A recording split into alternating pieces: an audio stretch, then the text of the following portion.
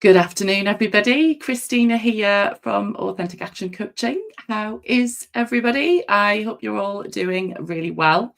Welcome to the first of 7 lives that I'm going to be doing, all about turbocharging your motivation levels. For those of you who don't know me, my name is Christina Lord, and I am the founder of Authentic Action Coaching. I'm an energy leadership coach and resilience expert, and I am on a mission to rewrite the resilience rulebook. And what do I mean by that? Well, I believe that your success as a professional person or a business owner doesn't have to cost you your health. I think we're seeing more and more times now where we're really trying to move out of this hustle culture into more sustainable ways of harnessing our energy, knowing when to put our foot down on the accelerator pedal, but importantly, when to shift gears and know when to take our foot off the pedal altogether so we can refuel, recharge to go again. I think we're all learning that burning ourselves out to pursue our goals at any cost is not sustainable, and it's just not helpful in any way, shape, or form. Yes, we want to achieve things. Yes, we want to create the life that is going to be the most fulfilling for us. But what we really want is to be able to do that whilst feeling relatively balanced and healthy, to be fuel-filled rather than just fulfilled. That's the mission. So why did I start this 7 series challenge that I'm calling the 7 M's of motivation? Well, I'm going to be totally honest with you. I started this for very selfish reasons, for myself. So over the Christmas period, as I'm sure many of you were doing, I was reflecting on 2024 and actually beyond that to understand, okay, what have I achieved? What were the high points that I was most proud of? But what are the areas that caused me frustration? Where did I maybe self-sabotage? What was getting in my way? Now, I don't know about you, but oftentimes I can feel like I fall into the trap of busy being busy. I have a tendency to start strong, full of vigor and energy, ready to take on the world. And over time, with conflicting demands and maybe more ideas than are necessary, I can find myself spread too thin and distracted and going off on different tangents so that I don't maintain the momentum I want to create that is really going to move the needle. And that is both professionally and personally. So it begs the question, where are we when we do that? Well, we're just setting ourselves up for failure and frustration as opposed to sustainable success. So I was looking for some way that I could simplify what I was doing. I'm a lover of frameworks. I believe that a simple framework gives us a space, a structured place within which to play. I certainly don't believe in frameworks that are constrictive or that kind of squeeze the energy out of you. I believe that you need to have space and exploration to operate in the way that fits you best. We all flow slightly differently with our rhythms, whether you be a morning person, an evening person. It's to be able to find a flexible framework that will help support you on your goal setting or habit building journey. So that's where I created this 7 M's of motivation. And when I started to put it together, I really started to ask myself some simple questions, really around what motivation is and what it isn't, because let's face it, it's a highly discussed topic.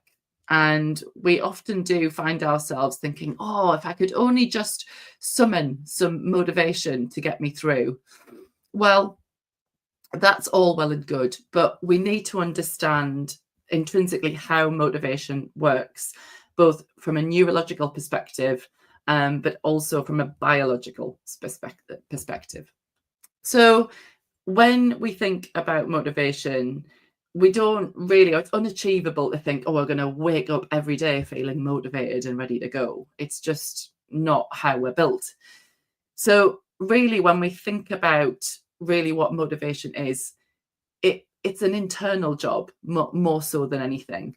So the motivation to actually move our energy forward towards something, even when something feels hard or challenging, it enables us to ignite the spark. And if we can align that with something that we greatly care about, which is what I'm going to talk about today, then we can underline the importance of bringing meaning to why we're doing what we're doing.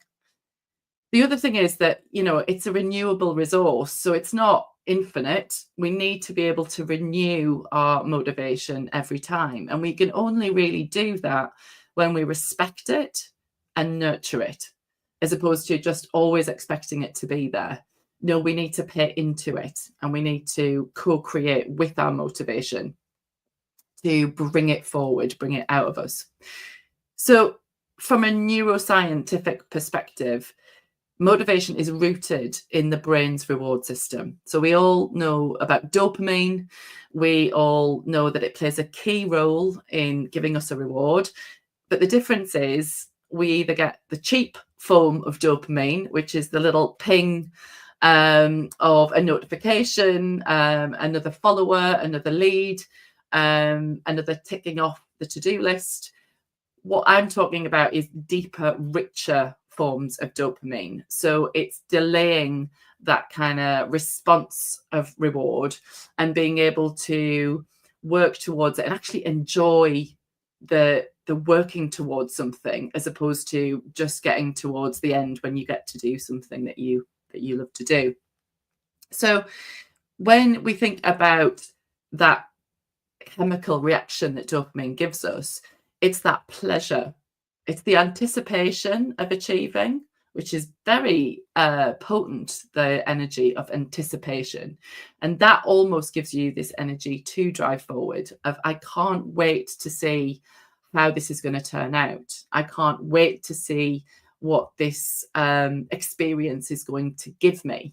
So already we're looking at a place of possibility, of openness, of playfulness, of co-creation and creativity, which also leads on to an element of confidence, because you're in that playful state as opposed to a state of judgment, that it has to be a certain way. No, instead we are looking at this in more open and playful ways.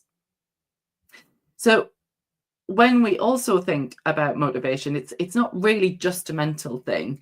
It also impacts on our physicality. So if we look at what drains us of our motivation, we can look to our foundational health.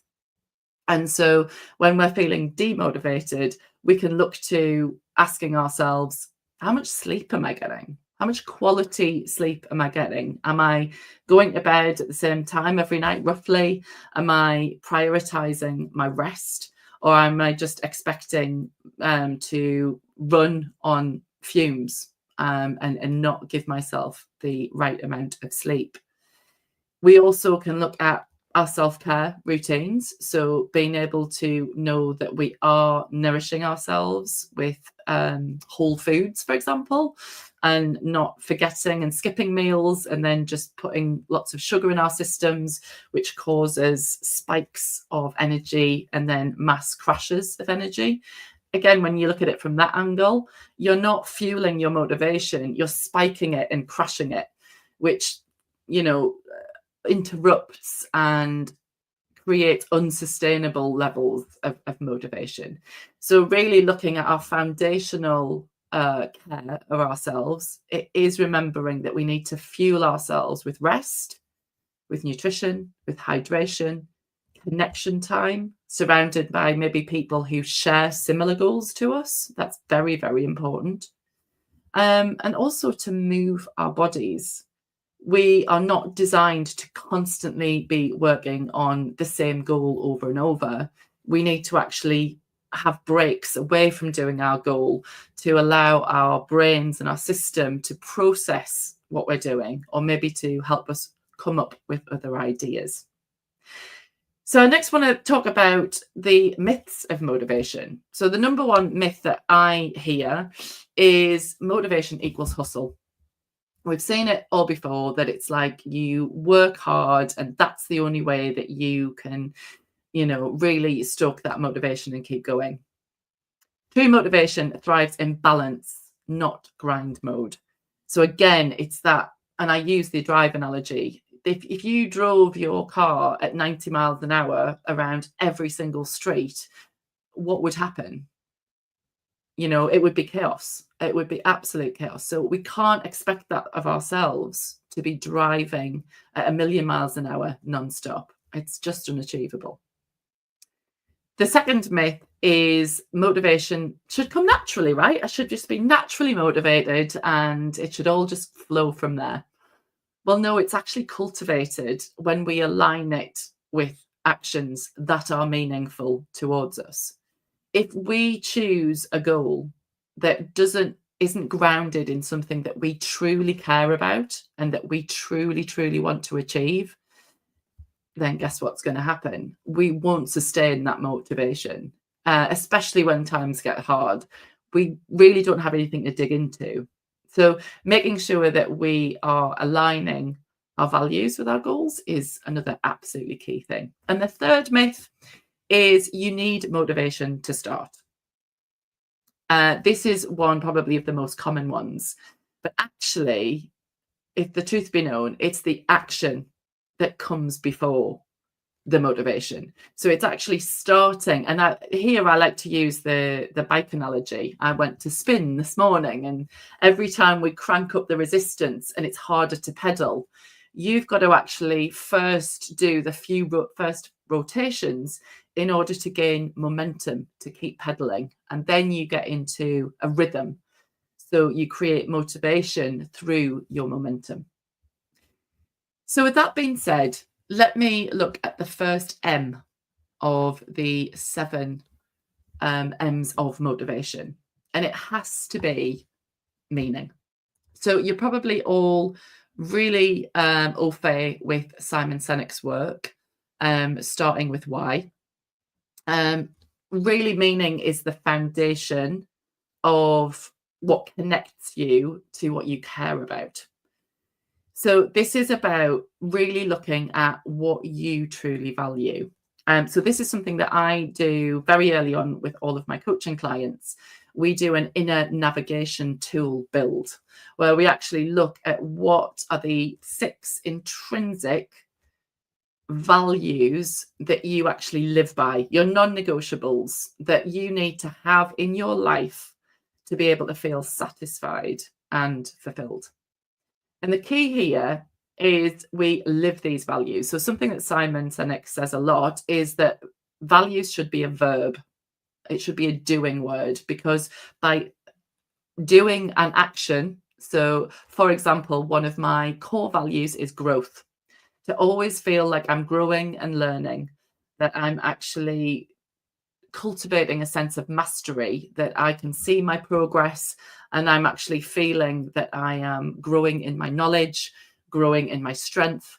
So when I actually feel that and make decisions based around how I'm going to facilitate that growth, that it comes back to this deep need to not stagnate. In my past careers and in parts of my life, I have experienced some stagnation when we look at our comfort zone versus our growth zone. And when we fall into our comfort zone, that's when we can get stuck in this downward spiral and feel like we're just existing in life and that we're not thriving. Instead, we can feel like we're just surviving. So being able to articulate what you really do care about, you can start to look at the goals that maybe you've set yourself or the goals that you want to set yourself. Maybe you look at your values first and think, how do I best want to express this particular value? To give you another example, one of my other core values is connection. It's really, really important to me to connect with like-minded people, connect with nature, connect with myself. I know that when I do that, I feel more fuel-filled. And so I'm actively looking for ways that I can feel more connected. So I can set myself a goal, or maybe more in this case, a habit of how are all of the ways that I'm going to feel more connected to my body, to my mind, to other people. And this is where we can start to look at things like habit stacking. So when we're looking at things like connection, I think of dancing, and specifically salsa dancing. I started salsa dancing a couple of years ago. And as far as connection goes, to that mind body connection, so I'm hearing the music, I'm with other people, and I'm moving. And often I'm kind of getting out of my head into my body, but feeling as part of a belonging sense to a community. That feels very fuel filling to me. That feels like I come away with more in my system. I've given my energy to something that I care about greatly, and I get something back in return. So to think about, what are some of the things that you most value and that you most care about, and really start to think about, how am I going to express that through my habits or goals? And being able to think about, these are all ingredients, if you will, to the next quarter, the next couple of quarters. I like to, rather than set a goal for the whole year, maybe start to look a little bit closer to home. So you've got kind of the 12-week window. It feels more manageable when we look out into that time frame.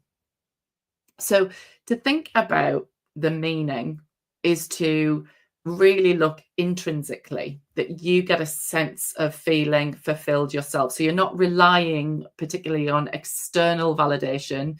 You're feeling that validation through something that you specifically care about.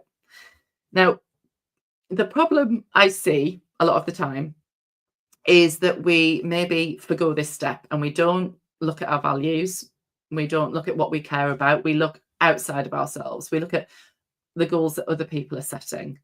We look at what we should be wanting in our lives, and we can get consumed by what other people are doing, when the importance really is to reflect upon, what are the themes that actually in your past have filled you up, and conversely, what are the things that have drained you and made you feel disconnected?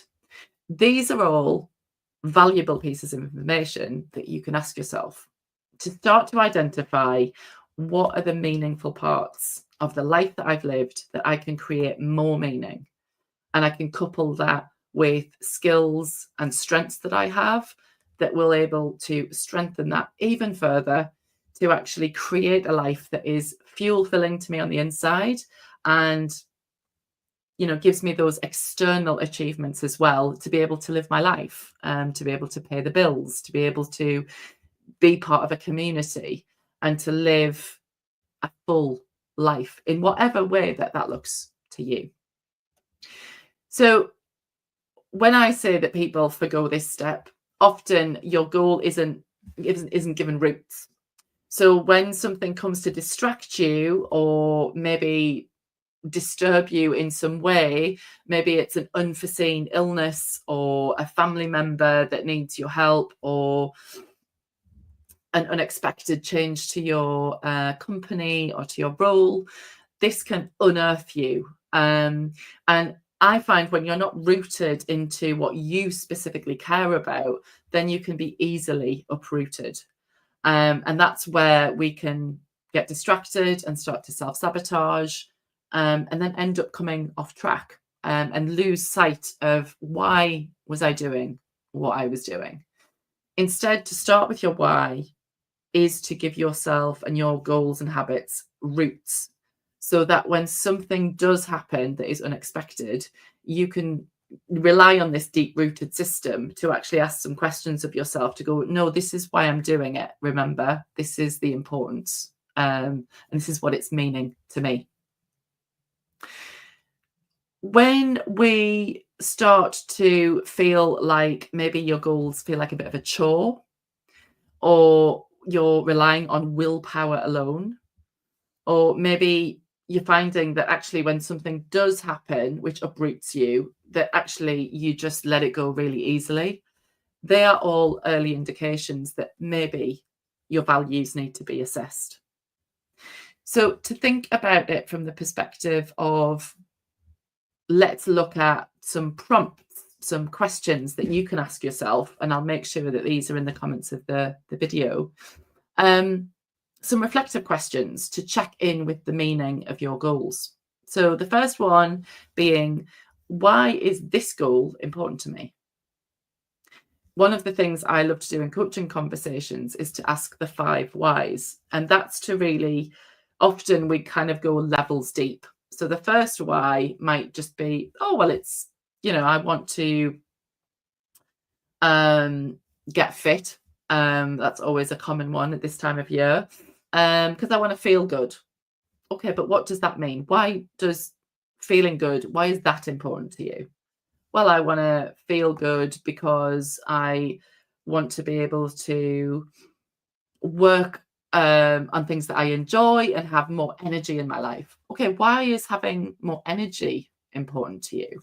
So you start to dig down deeper and deeper, and it works really, really effectively when you're working with a coach who can hold that space for you, reflect back to you what they're hearing, but also challenge you in certain respects to actually go deeper and really get to that nugget of what is that kind of real core why of why that's so meaningful to you, and why you've set that particular goal or habit that you're wanting to create. The next question prompt would be, how does this goal align with my value or my purpose? So we talked about your core values, what maybe some things that you hold very dear. So I've mentioned one of mine is connection, another is growth. Some of yours might be justice. It might be all around being honest. Maybe it's to make a positive impact in the world in a particular area.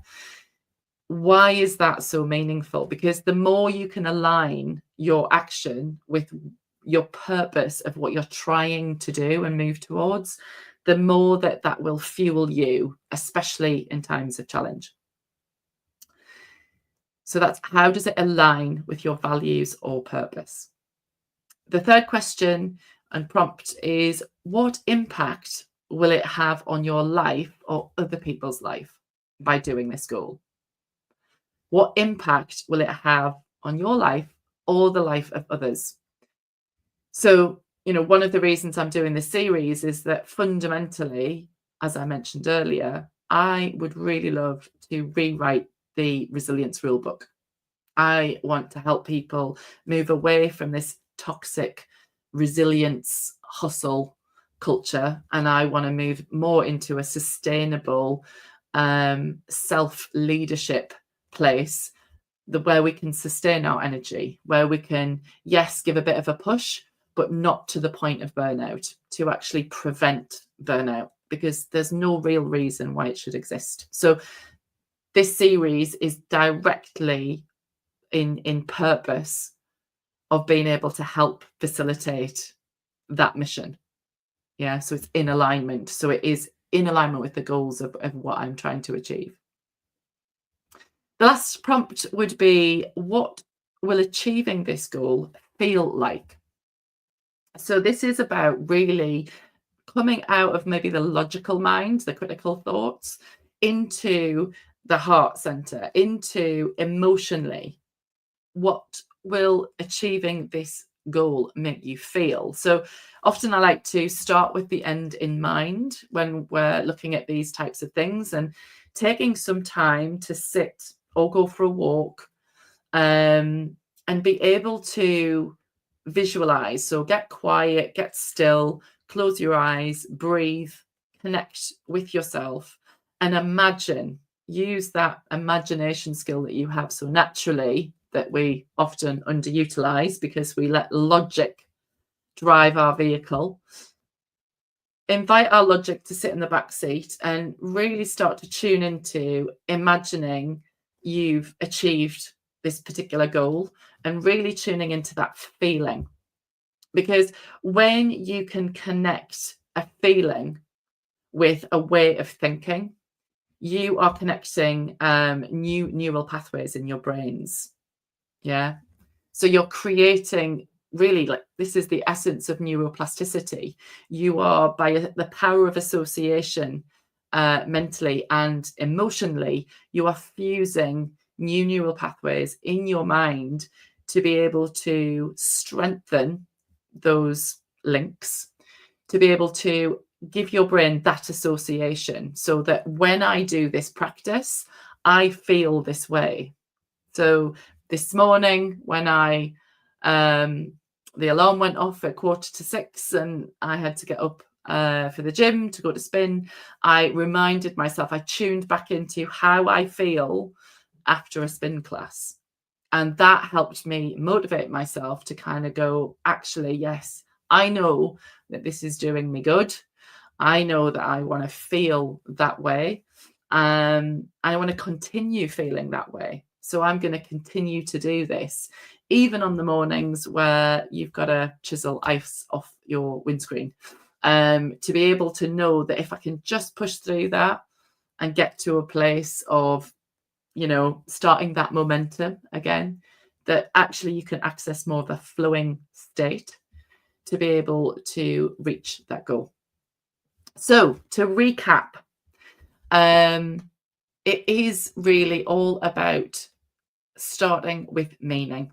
So if you have set goals and you are clear on those goals, I would invite you to just ask yourself some of those prompts. So why is this goal important to me? How does it align with what I value and the purpose of whatever you're working on? What impact will that have on your life and the life of others? And then finally, what will achieving this goal feel like to me on a very, very deep level? Because this is all about intrinsic motivation. Even when times get hard, even when we face fear or any kind of self-sabotage, be that perfectionism, procrastination, worrying about being seen, embarrassed about being seen, whatever that is, know that we can plug back into something that fuels us, that goes, even though this is hard, even though I am doubting myself, I'm still willing to take a chance. I'm still willing on that toughest of days to actually just take some little baby steps towards that goal. So it has to start with your meaning, because we're going to be revisiting all of these M's as we go along this series. So every week for the next 7 weeks, I'm going to be coming live every Tuesday around lunchtime to be able to focus each of these. Now, there is a guidebook available. If you would like a copy, then if you would add comment motivation in the comments, I shall make sure that you get sent that PDF. And then that will give you a framework of everything that we're going towards. So it'll build up to the culmination of using this as a very simple framework to help support you for this quarter quest that I'm talking from now until as we move through into the spring. What are some things that you really want to turbocharge your motivation so that you can keep going and know that you are continually refueling your motivation in the healthiest of ways, and not expecting far too much and then delivering a lot less? No, we want this to be a sustainable way of you achieving your goals and habits, to create a more balanced life, to create a life that is fuel filling, that will prevent you from flying around on fumes, running around like a headless chicken, and instead be able to flex, knowing when to drive your energy forward and to take that action. But similarly, giving yourself the grace and space to stop, slow down, and reflect. This is all going to be part and parcel of this series, and it is very much designed to help support you along your journey. So thanks for tuning in. If you've got any questions, I would love to hear them. Any comments? I would also love to know what some of your goals are and what is your why behind that goal. Let's share them in the comments. Let's talk about them so that we can celebrate each other's goals and support each other with what those are. I can't wait to hear from you. I'm wishing you guys a great rest of your week. And I will finish by saying, if you would like to catch the next one, then do make sure that you block out Tuesdays at around 12:30 in your calendars, so you can, whilst having your lunch, tune in and we can start having more of these conversations. I look forward to seeing you all then. Thanks now.